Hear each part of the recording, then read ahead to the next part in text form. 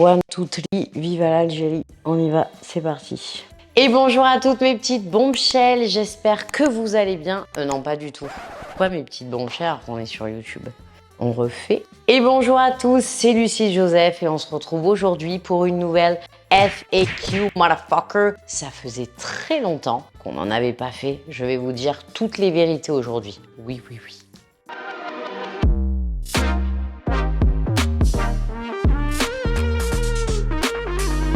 Alors la team, j'ai sélectionné pour vous les questions que vous m'avez posées. Donc, je l'avais dit sans tabou, mais il y en a. Vous êtes vraiment des petits coquins. Hein. Le but, c'est pas non plus de vous dévoiler toute ma vie privée. Hein. Voilà, on va essayer de rester raisonnable dans les questions.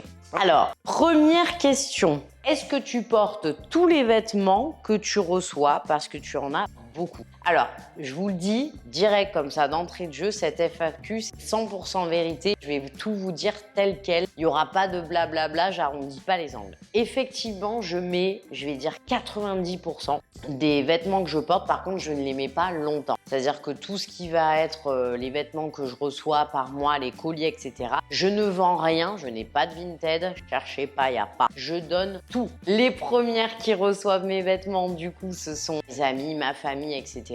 Et après, je les donne à ma femme de ménage, en général, puisqu'elle est dans une situation un petit peu compliquée, ou alors à des gens qui sont dans le besoin, donc secours populaire. J'ai une église à côté de chez moi qui s'occupe de ça aussi, donc voilà, tout le monde y trouve son compte. Deuxième question, est-ce que c'est toi en personne qui réponds aux messages privés et les commentaires Instagram? Oui, oui et oui. Sur mon Insta personnel, c'est 100% moi, il n'y a personne dessus. Vaut mieux pas, parce que bon, il y a des trucs un peu... Je rigole. Mais voilà, c'est 100% moi, donc tout ce qui est commentaires, messages privés. D'ailleurs, depuis à peu près une semaine, j'ai décidé de répondre à tous mes messages privés, je réponds à tout le monde. Donc par contre, sur l'Insta Bombshell, comme toute personne qui a une société, on a une équipe. Vous savez, on fait pas tout nous, même si en France, on aime trop vous laisser croire ça. J'ai tout géré le projet de A à Z. Non, il y a des équipes derrière. Il faut arrêter. Donc oui, il y a mon équipe aussi qui répond. Des fois, c'est moi, des fois, c'est elle, mais elles sont formées pour. Donc ne vous inquiétez pas. Et si elles ont une question, putain, Lucie, là, il y a un truc qui est complexe, etc. À ce moment-là, je prends la relève et je réponds. Est-ce que vous avez vu ma magnifique petite tasse? Elle est trop belle. Je l'ai reçue pour le bootcamp du coup. Elle est trop mignonne, j'aime trop. Comment articules-tu tes séances entre la course et la musculation? Pour ceux qui ne savent pas sur YouTube, je me suis mis à la course à pied en décembre 2021, donc il y a quelques mois. Donc comment j'articule? Je fais 3 entraînements courses par semaine. Donc 2 sorties longues en général de 40, 45 minutes, 1 heure, 1 heure et quart. Et un fractionné. Donc en général, je fais début de semaine, mercredi et dans le week-end, je fais soit un trail, soit une sortie longue. Et j'ai gardé 2 entraînements bas du corps, un entraînement haut du corps au niveau de la muscu et en général un petit cardio en plus type escalier. Donc ça me fait du 5 jours sur 7 d'entraînement. C'est nickel. Par exemple, des fois le mercredi, le matin, je fais le bas du corps et le soir, je fais ma sortie course. Donc je divise en 2. Tu as fait de la compétition en bodybuilding, si je ne me trompe pas. Est-ce que tu voudrais en refaire? Donc, oui, j'ai fait en l'occurrence une compétition, donc qui est la Muscle Mania. C'était en 2017, si je ne me trompe pas.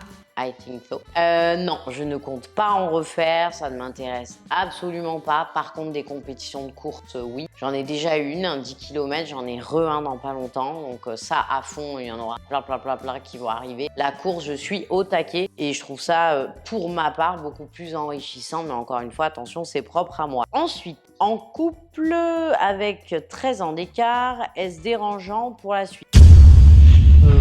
Alors ça, c'est totalement personnel. Ça dépend quel écart. C'est sûr que si tu as 12 ans et l'autre, il en a 13 de plus, c'est peut-être un petit problème. Il y a peut-être un souci au niveau de la légalité. Mais non, ça dépend. L'amour n'a pas d'âge, comme on dit. Moi, je pourrais pas forcément être avec quelqu'un de 13 ans de plus. Quoique si c'est Tyson Beckford, ça peut se négocier. Moi, ça se négocie. Mais voilà, ça c'est vraiment personnel, propre à chaque histoire. On peut pas répondre à ça malheureusement. Comment gérer les bas dans un couple quand on sent qu'on s'éloigne trop? Je sens que vous avez envie que je refasse des petites vidéos couple, hein, bande de petites caquines. Le dialogue. La plupart des gens ne savent pas dialoguer, ne savent pas parler, ne savent pas s'exprimer, ne regardent pas dans les yeux, ne prennent pas le temps. Prenez un moment calme et parlez, discutez. Pourquoi pas faire une thérapie de couple aussi, hein, ça existe et c'est pas là pour rien. Donc voilà, mais la plupart des gens ne se disent même pas peut-être 70% de ce qu'ils ressentent vraiment. Donc c'est trop dommage, vous passez à côté de beaucoup de choses. Une fois qu'on a tout dit, on n'a plus rien à dire, on n'a plus rien sur le cœur. Il n'y a plus qu'à avancer, comme on dit. Depuis combien d'années fais-tu de la muscu? Ça fait depuis 2013, donc ça va faire 10 ans l'année prochaine.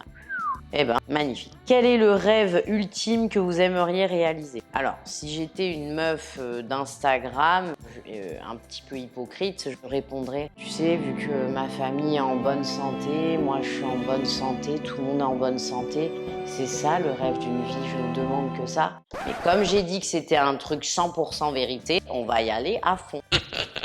Oui, bien sûr, tout le monde est en bonne santé, c'est génial, évidemment, c'est ce qu'on veut. On connaît. Le rêve ultime, je pense que c'est d'avoir une villa, une grande villa avec une piscine. Moi, une fois que j'ai ça, c'est quoi, je sors plus de chez moi, je vous dis la vérité. Je reste chez moi, dans le sud, hein, évidemment, à Marseille, à côté de Marseille si c'est possible, dans les environs. Voilà. C'est un peu mon seul rêve parce que je voyage un petit peu autant que je veux. J'ai une société qui marche bien, tout le monde est en bonne santé. J'ai un mari que j'aime, une petite fille en bonne santé. Je vois pas ce que je peux demander de plus, tout va bien autour de moi. Donc voilà. C'est un petit peu superficiel, mais bon, en même temps, je suis un petit peu superficielle. Vis-tu des hauts et des bas dans ton business? Merci pour ta réponse. Alors, des hauts et des bas, je dirais pas, parce qu'honnêtement, pour l'instant, il n'y a pas de bas réellement. Ça marche plutôt bien à ce niveau-là. Mais oui, il y a des périodes dans l'année où ça fonctionne super bien. D'autres, c'est très creux, comme là, juillet, août, clairement. C'est pas là où on fait un chiffre, quoi. Clairement, il n'y a pas grand-chose qui se passe, mais après, il y a septembre, octobre, ça marche super bien. Novembre, un peu plat, décembre, janvier, février, ça repart. Là, c'est reparti avant l'été. Enfin, voilà, ça fluctue, mais pour l'instant, c'est toujours dans la hausse. Donc, Inch'Allah, merci à vous, hein, la vérité. Pourrais-tu reparler de ton postpartum avec la prise de poids et tout le reste? Pourquoi tu veux me replonger dans une période aussi noire de ma vie? Non, je rigole. Mais j'ai pris 25 kilos. Pas se cacher. Je sais. Je bois un petit coup pour le coup. Par contre, je suis en train de remarquer que j'ai mis un putain de décolleté pour la vidéo. J'espère que je vais pas vous choquer. Je viens de capter ça à l'instant. Je pensais que la brassière montait beaucoup plus, mais je viens de regarder le retour caméra. J'espère que je vais me faire censurer même, parce que là, c'est indécent cette histoire. Désolée par avance. Du coup, donc j'ai pris 25 kilos. J'ai perdu mon poids très très vite, pour la simple et bonne raison que je ne me supportais pas comme ça et que c'était une obsession de perdre ce poids pris. Il fallait que je redevienne comme avant à tout prix. J'aurais tout fait pour. Donc nutrition carrée, j'ai repris le sport. Dès que j'ai fini ma rééducation du périnée, avant la rééducation, je marchais avec la poussette pendant 2 heures sous le cagnard. Voilà, j'ai tout fait. J'aurais tout fait. Pour perdre du poids, j'aurais tout fait. Je vous dis la vérité. Donc voilà. Mais sinon, j'ai pas eu de j'ai pas eu de dépression postpartum, pas du tout. Non, franchement, pas tout ça. Ça s'est très bien passé. Comment faire pour passer outre les petits problèmes de couple du quotidien? Bah justement, ne pas rester dessus. C'est-à-dire que nous, on a une règle avec Monsieur Plein quand il y a un problème. Maïlé, ça va, on ne dérange pas? T'arrêtes de lécher tes pattes? Merci. Quand il y a un problème, on le règle et on passe tout de suite à autre chose. On boude pas, on fait pas la gueule, on reste pas dessus, voilà, on enchaîne. La vie, elle est trop courte. Best life, on s'en fout. Les gros problèmes, c'est quelque chose, les petits, good vibe. Voilà. Depuis que tu as fait ta transformation, as-tu plus confiance en toi? Bah évidemment, depuis que je fais de la musculation, je prends confiance en moi, entre guillemets, de plus en plus. Après, je pense qu'on n'atteint jamais une confiance 100%, bah sinon c'est bizarre. Il y a des hauts, il y a des bas dans la confiance en soi, hein, comme dans la shape, comme dans tout, c'est humain. Il y a des jours, je me trouve dégueulasse, tout ce que je fais c'est nul, et d'autres où je me trouve au top. Voilà, il y a des hauts, il y a des bas, mais dans l'ensemble, ça va. C'est assez constant. Pour le Raid des Alizés, comment tu t'es fait financer? Je me suis fait inviter par le Raid des Alizés, donc expérience extraordinaire. Je n'ai rien déboursé du tout de A à Z, vraiment. Oh, mon gros.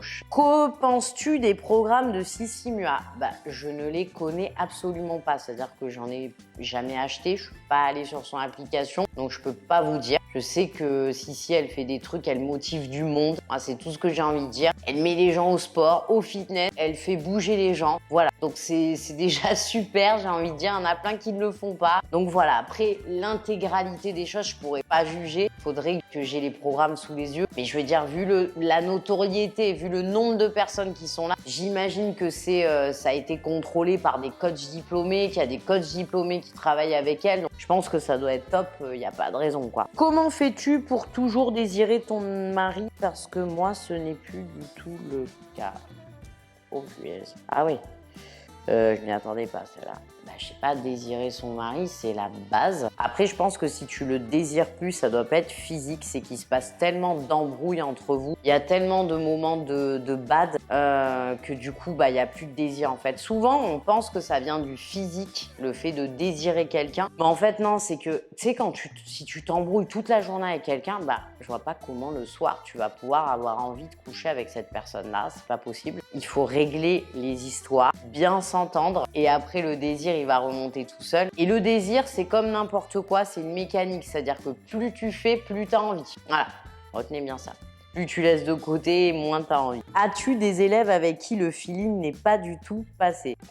Oui, c'est arrivé. Franchement, pas beaucoup de fois. Je vous avoue, ça m'est pas arrivé non plus énormément de fois, mais ça m'est arrivé. On va pas se mentir. Allez, je vais dire, depuis 2016 que je coach, j'ai dû avoir 10 élèves en tout et pour tout avec qui ça l'a pas fait. Vraiment 10, pas plus. Soit au téléphone quand j'ai la personne et oui, bonjour, c'est Lucille, ça va? Ouais. Du coup, je te dérange pas? Non. D'accord. Par rapport au coaching, du coup, on devait savoir au téléphone pour un coaching, sport et nutrition pour 6 mois. Du coup, est-ce que tu peux te présenter un petit peu à moi? Ouais, donc je m'appelle Sophie, j'ai 20 ans. Voilà, ce genre de truc. Ça passe pas. Au début, je me dis, c'est peut-être de la timidité, mais quand je vois que la personne, elle me répond absolument pas, qu'elle est froide, je sens qu'il y a zéro motivation, par exemple, ça c'est next. Et j'ai une petite anecdote à vous raconter parce que franchement, celle-là, il faut que je vous la raconte. Mais sinon, j'ai des élèves extraordinaires, des gens géniaux. Mais une fois, j'ai une élève, je me permets de le raconter parce que ça date. Ça date d'il y a un bon moment, donc voilà, l'histoire est passée. En fait, je demande toujours d'envoyer des photos avec des critères, etc. Et en fait, elle m'envoie des photos d'elle nues qui sont juste floutées au niveau des parties intimes. Je suis restée comme ça. Oui, alors que je spécifie bien dans mon mail, hein. Avec maillot de bain 2 pièces, pas de nudité, pas de transparence. Mais déjà, ça me viendrait jamais à l'idée d'envoyer ça à un coach. Enfin, je sais pas si vous réalisez. Voilà, on n'est pas dans l'intime là, hein. On est dans le pro. Donc je reçois ça, donc du coup je lui envoie un message en lui disant écoute, va falloir que tu me renvoies les photos parce que ça va pas du tout. Voilà, il faut que tu respectes tel critère, tel critère. Et en fait, tout le long, elle répondait à mon message par plein d'autres questions, mais jamais en rebondissant sur ce que je disais. Et en fait, au bout du 10e message, j'ai écrit vraiment ça. Tu me prends pour un con, pour interrogation?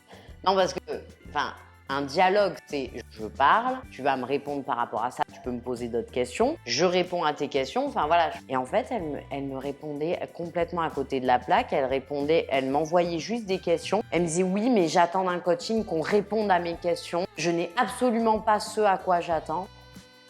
Je vous jure, je suis restée choquée de son attitude. Voilà, mais je vous dis, il y en a pas plus de 10. Il y en avait une autre qui était complètement folle, qui avait l'air de me suivre un peu dans la rue, des trucs comme ça. Elle me dit, ouais, moi je prends énormément de drogue, de la cocaïne, de l'héroïne. Téléphone, je suis là, oui, mais ce sera pas compatible avec le coaching, quoi. Du coup, ça va être un petit problème au niveau des séances de sport. Tu risques d'être un petit peu, patraque. Enfin bref. Mais voilà, sinon vraiment mes bons Michel, je sais qu'elle regarde mes vidéos.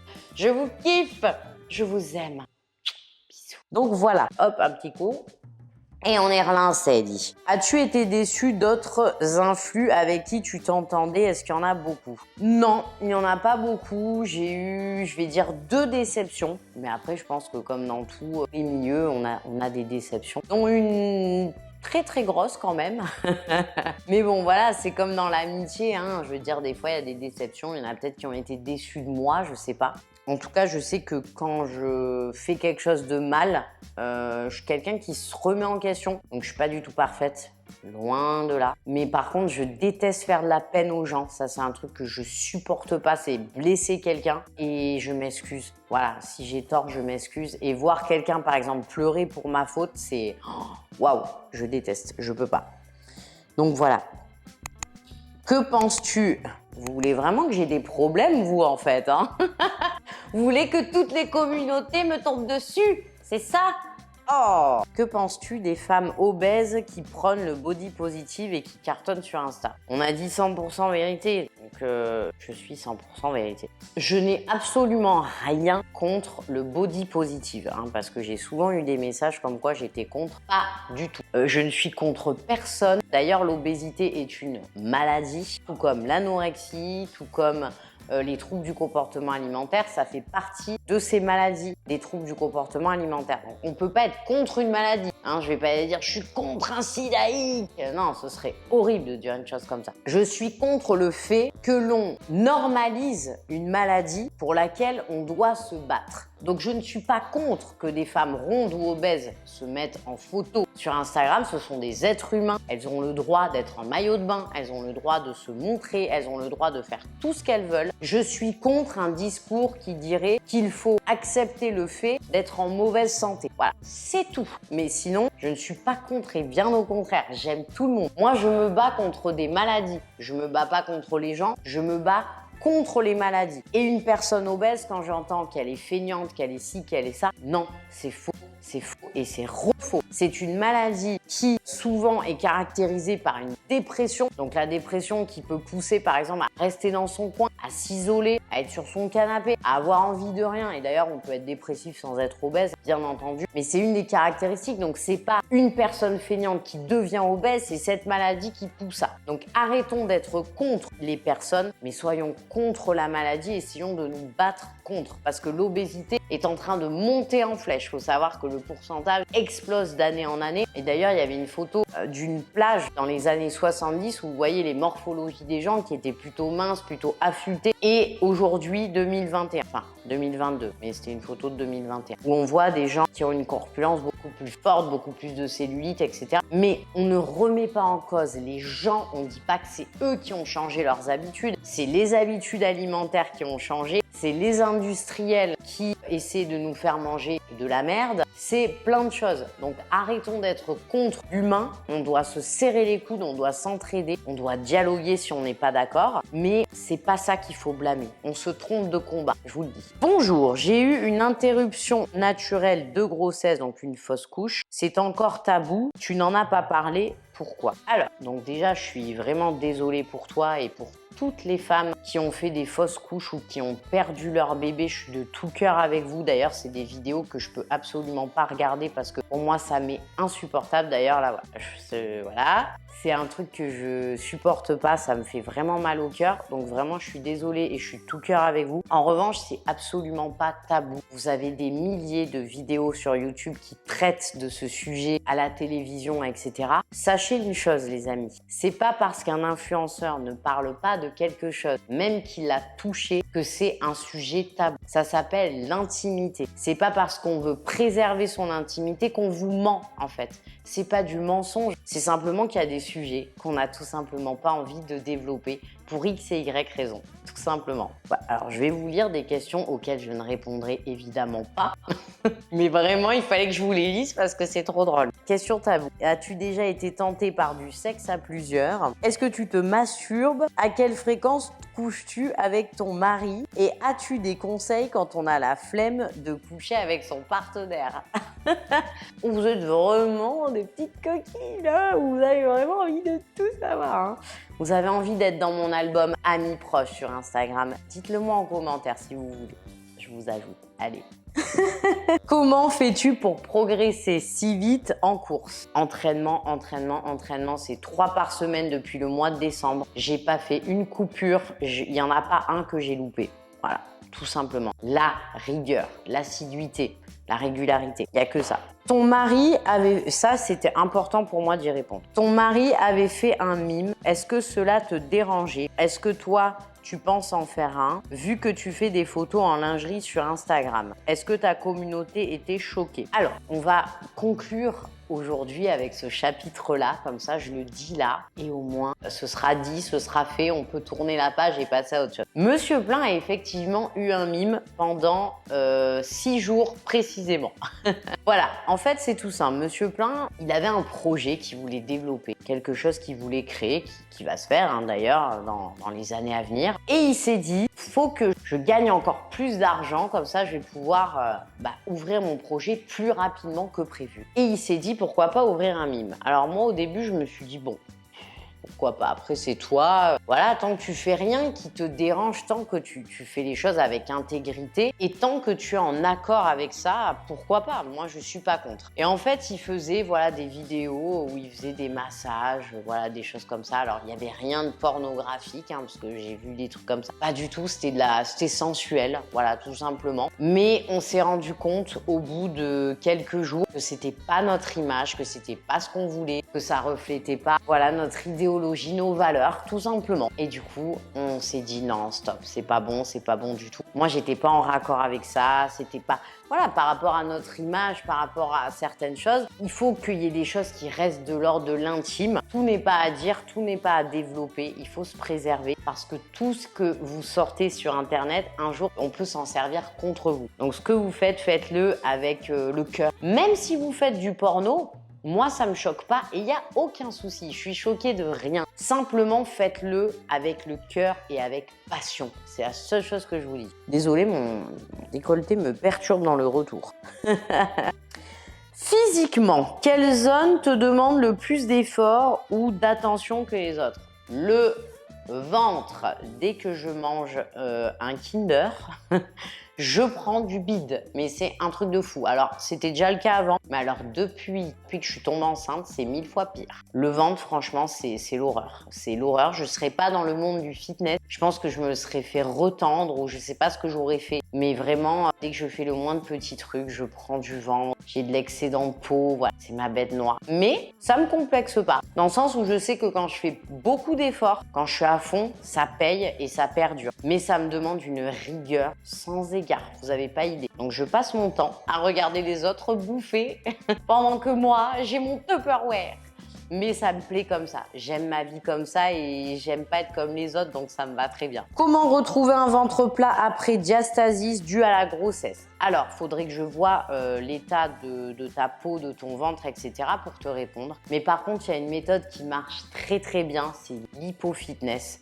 N'hésite pas à me contacter si tu souhaites en savoir plus. Tu m'envoies un petit message privé sur Bombshell ou sur Lucille Joseph. Je fais aussi des consultations spéciales pour l'hypofitness. C'est comme l'hypopressif, sauf que c'est différent dans le sens où on n'est pas passif, on est actif. Mais voilà, c'est quelque chose et une méthode qui fonctionne très bien, notamment pour le diastasis. Par contre, si ton diastasis est accompagné d'une hernie ombilicale, il faudra évidemment passer par la case chirurgie. Ou s'il est trop important, mais pour ça, il faut que je vois. J'ai une question, j'ai eu pas mal de questions autour de ça et je vais y répondre aujourd'hui. Je n'y ai jamais répondu. Pourquoi avoir caché la chirurgie esthétique, ton expérience dans la chirurgie esthétique, etc. Je vais vous répondre en toute honnêteté. Je l'avais fait au cours d'un live, mais je sais qu'il y en a beaucoup d'entre vous qui l'ont pas vu. Donc je vais y répondre aujourd'hui. J'ai refait ma poitrine. Maintenant je le dis, ça fait quelques mois maintenant que je l'ai dit. C'était pendant le confinement, je crois que j'avais fait mon live, donc ça doit faire un petit peu plus d'1 an. Il est toujours sur Insta d'ailleurs le live. Je n'assumais pas. J'avais trop peur des remarques parce que ça remonte à il y a longtemps. C'était quand je l'ai refait, c'était avant, un petit peu avant d'être sur Instagram, je crois bien. Ouais, c'était je crois en 2013, un truc comme ça. Donc ça va faire 10 ans là, ouais. Déjà. J'assumais pas, je vous le dis, je voulais pas qu'on me pose des questions par rapport à ça. Je voulais pas qu'on me critique, j'avais peur des remarques. Et en fait, j'étais jeune, c'était il y a 10 ans, donc j'avais une vingtaine d'années, 22 ans, 21 ans quand je l'ai fait. Et c'est vrai que j'assumais pas à l'époque, j'avais trop peur qu'on dise que j'étais une fille superficielle. Alors qu'aujourd'hui, on me dit ça, ça me dérange plus. Mais à l'époque, je l'ai dit et comme j'ai commencé à le dire, en fait, je me suis pris dans ce jeu, dans cet engrenage et je répondais juste pas à la question. C'est-à-dire qu'on me demandait tout le temps, dès que je faisais une FAQ, dès que je faisais un live, qu'est-ce que t'as refait, qu'est-ce que t'as refait. Donc la seule chose que j'ai refait, c'est ma poitrine et mes lèvres, je fais des injections d'acide hyaluronique. C'est tout. Voilà, parce qu'on m'a inventé des milliards de trucs. C'est tout, c'est tout, c'est tout. Voilà, le nez est naturel, tout est naturel. J'ai pas refait un milliard de trucs, j'ai juste refait, j'ai des prothèses et j'ai mis des injections d'acide hyaluronique. Voilà, c'est tout. Et pourquoi je ne le disais pas? Alors, au niveau des injections, je ne mentais pas, mais je ne disais rien parce que j'estimais que je vois pas pourquoi je devais vous dire ça. Moi, j'étais dans le fitness, l'acide hyaluronique, ça n'entrait pas en compte, ça n'avait aucun rapport avec le corps. Parce que souvent, on me dit, ouais, mais c'est bien d'être transparent parce que les gens, ils peuvent croire qu'ils peuvent être comme toi naturellement. Bah, les lèvres, ça n'a aucun rapport. La poitrine, bon, bah, avec le sport, je peux rien y faire, c'est comme ça. Je vous le dis, en toute transparence. J'osais pas, j'avais peur, j'avais très peur de le dire, qu'on me dise que voilà, je suis pas une fille naturelle. Alors qu'aujourd'hui, même si en commentaire vous me dites que je suis quelqu'un de superficiel, je l'assume d'être quelqu'un de superficiel. Parce que pour moi, la superficialité, c'est pas physique, c'est à l'intérieur. Et à l'intérieur, je suis tellement quelqu'un de sincère que c'est pas grave si on me dit que je suis superficielle parce que je sais que je le suis, mais qu'au niveau extérieur. Il y a des gens, ils sont hyper naturels, jamais maquillés, pas une chirurgie, mais c'est les premiers à cracher les uns sur les autres, à être méchants, à faire des remarques quand elles vont au restaurant parce que c'est pas assez cuit, pas assez chaud, pas assez ci, pas assez là. Moi, je suis quelqu'un de cool, je suis quelqu'un de relax, je me prends pas la tête. Donc, j'estime pas que je suis quelqu'un de superficiel, en tout cas pas à l'intérieur. Au moins, c'est dit, c'est fait. Par contre, je mets un warning, je ne répondrai pas. Quel est ton chirurgien? Comment il y a eu des processus? Tout ça, je vous en parlerai jamais. Donc ça sert à rien de me poser des questions pour la simple et bonne raison que c'est pas un sujet qui me tient à cœur. Il y a des milliards de vidéos de YouTube qui traitent de ça. Donc j'ai pas besoin d'en parler du tout. Tac, tac, tac. As-tu déjà suivi le programme d'un autre coach? Un défi à faire, pourquoi pas, genre tester. Bah, je faisais les programmes de Bika à l'époque parce que c'était mon coach. Donc voilà, tout simplement. Ça a été mon coach pendant un bon moment, pendant 2 ans à peu près. Et après, non, je fais par contre tous mes programmes en même temps que vous. C'est-à-dire que là, je finis le Summer Bomb Challenge, je le finis là, fin de semaine. J'ai fait le Booty Bomb, voilà, je fais tout en même temps que vous. Donc voilà, je teste tous mes programmes avant et je les teste pendant en même temps que vous. As-tu déjà fait un placement juste pour de l'argent à tes débuts ou non? Alors non, ça j'ai jamais fait. Par contre, juste dire allez, j'ai besoin d'oseille, vas-y, je m'en fous, je teste même pas. Tous mes placements, ils ont toujours été voulus. J'ai pas toujours testé les produits. Ceux qui vous disent qu'ils testent tout, c'est faux, c'est des menteurs. J'ai pas toujours testé tous les produits, tous les trucs, mais c'est toujours soit des marques que j'aimais, soit des marques que j'avais envie de découvrir. Ça, voilà, il y a une sincérité à 100%. Par contre, ce qui est vrai, c'est que j'ai des fois regretté des placements. Oui, quand vous voyez que j'ai fait un seul placement, vous n'en avez pas un deuxième derrière, c'est qu'en général, j'étais pas content. Qu'est-ce que tu utilises comme protection hygiénique? Alors, ça fait partie justement des placements. C'est celui qui me revient en tête, c'est les culottes menstruelles. Alors, sur le coup, je m'étais dit, c'est vrai que ça marche. J'avais mis de l'eau, le truc ne fuyait pas et tout ça. Mais les culottes comme ça, qui te coupent la fesse en deux. Donc, quand tu mets un legging, on te repère à 10 000 km que tu as une culotte. C'est en coton, c'est énorme le bazar. Ça, non. Donc, oui, je sais, c'est pas bien ce que je vais vous dire, mais je mets des tampons. Par contre, je mets des tampons bio 100% en bambou que je trouve à la Biocop. Donc c'est peut-être déjà mieux. Mais je suis désolée, je mets des tampons. Il n'y a que ça. Coupe menstruelle là, une horreur. Une horreur ce machin. T'enlèves, c'est paf comme ça. Oh, c'est horrible. Enfin, pour moi, hein, je sais que j'ai plein d'amis qui kiffent, qui jurent que par ça. Mais alors pour moi, c'est d'une horreur sans nom. Ça me dégoûte. Voilà, donc non, désolée, mais c'est pas pour moi. Ni les culottes là, épaisses comme ça avec le truc. Voilà. Si vous êtes dans la team tampon, vous me le mettez en commentaire, team tampon, on te comprend et on fera une petite team. En été 2020, tu as traversé une période difficile. Comment as-tu remonté la pente, trouvé, épuisé ta force? Bah oui, j'ai une période difficile parce que je vous en avais parlé, hein, j'ai fait une fausse couche, donc comme la personne précédente qui m'en a parlé. Et attention, ces mots sont propres à moi parce que chacun vit les choses différemment. Je me suis laissée un petit peu l'été profiter. Voilà. En fait, j'avais juste pas envie de me prendre la tête. J'étais pas en dépression, hein, pas du tout. Voilà, j'avais envie de me laisser un petit peu porter. J'avais une période de démotivation. Et je me suis placé une deadline parce que dans ma vie, ça a toujours été comme ça pour tous les soucis que j'ai traversés. Parce que sachez que vous ne connaissez pas du tout les drames de ma vie. Hein. Si, voilà, il y en a qui pensent que je dis tout sur les réseaux. Putain, mais si vous le saviez, pas du tout. Je fonctionne comme ça. Je me laisse couler, je me laisse pleurer, je me laisse aller mal. C'est pas grave, ça fait partie de la vie. Par contre, je me place une deadline. C'est là, tu t'y remets à fond, à 100%. Donc, je me suis remise dans mon travail, je me suis remise dans mon programme. Vous m'avez boosté. J'ai repris la nutrition comme avant. J'ai reperdu mon poids, j'ai repris confiance en moi. Et je me suis dit que si j'avais dû perdre cet enfant, c'est que je ne devais pas le garder, c'est qu'il aurait été en mauvaise santé, c'est que c'était pas pour moi, c'est que c'était pas... Voilà. Et au final, j'ai ma petite Nini, je vais très bien comme ça. D'ailleurs, je vais empiéter avec une deuxième question. Est-ce que vous souhaitez avoir un deuxième enfant? Alors sachez que ces questions-là ne me dérangent plus. Passé un moment, j'en avais marre qu'on me pose des questions sur les enfants, tout ça. Pourquoi? Parce que j'étais pas bien avec ce sujet. Donc forcément, quand t'es pas bien avec un sujet, par contre, ce legging, il monte tellement haut, mon pote. Ça se passe comment en fait? C'est une salopette le truc. Passé un moment en fait, j'étais tellement mal avec ce sujet que oui, ça me saoulait en fait quand on me parlait ça. Mais là maintenant, j'ai plus de soucis avec ça, donc ça me dérange pas. Donc je vais répondre à la question. Avec Monsieur Plein, nous ne souhaitons pas avoir de deuxième enfant. On a notre petite Irina, ça nous va très bien. On a notre petite famille qui est au complet. On se sent trop bien comme ça. Sincèrement, en fait, on est des personnes déjà très jeunes dans leur tête, très jeunes aussi dans leur âge, hein, 32 et 29, ça va, c'est pas vieux. Mais on aime sortir, on aime s'amuser, on aime faire la fête, on aime partir en vacances. On a un très gros rythme de vie aussi au niveau du travail. On travaille des fois jusqu'à 22h, 23h le soir. Et en fait, on se rend compte qu'on n'aurait pas le temps, ni l'énergie, ni l'envie d'un deuxième enfant. Donc voilà, donc notre petite Irina, elle a 3 ans maintenant et on s'en occupe très bien. Au moins, on a du temps pour elle et c'est parfait comme ça. Je vais donc répondre à une dernière question, la team. Je suis désolée, ça a été un petit peu long. Il y a eu beaucoup de questions, mais j'avais vraiment besoin de faire une grosse mise à jour avec vous. Est-ce que le sport et la fatigue qu'il engendre ne diminuent pas la libido? Alors, franchement, on va faire un sondage auprès d'une vingtaine de sportifs. Le sport active hautement la libido, mais alors hautement. Et c'est scientifiquement prouvé. Hein.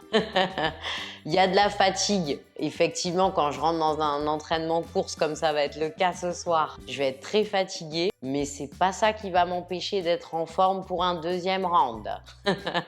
On a tous des moments où on est fatigué et des fois, tu sais, t'es resté toute la journée chez toi et t'es encore plus fatigué. Hein. T'as rien fait, t'étais devant Netflix, mais t'es fatigué de ouf. Donc non, au contraire, franchement, plus tu fais du sport, tu vas voir, plus ta libido, elle va monter en flèche, mais vraiment.